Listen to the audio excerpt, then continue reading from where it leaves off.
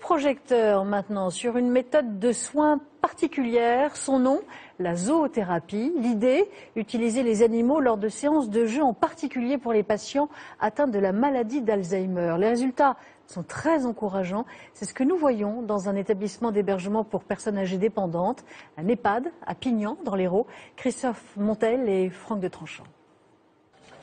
Ça va ? Ouais.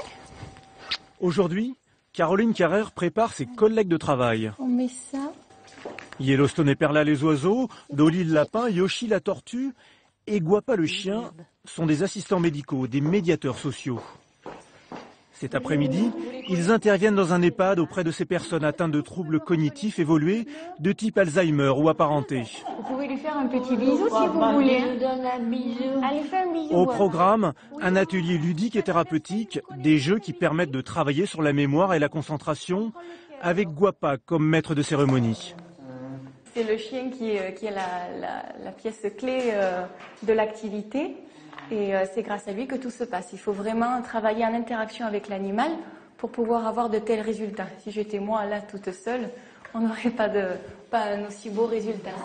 Le résultat, rechercher la communication, la concentration et susciter de l'émotion avec une notion de plaisir très importante.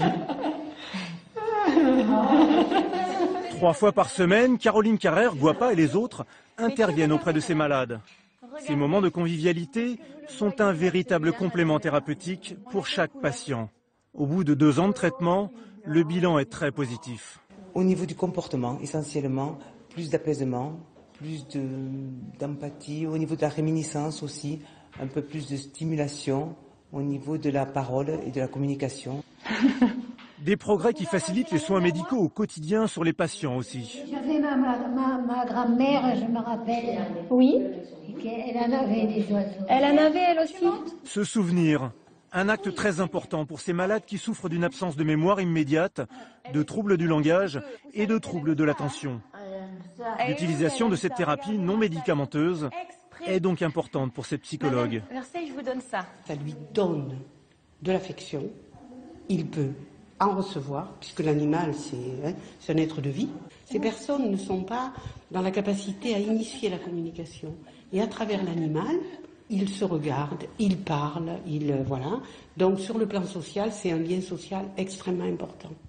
Tu restes avec. Il nous fait pas mal.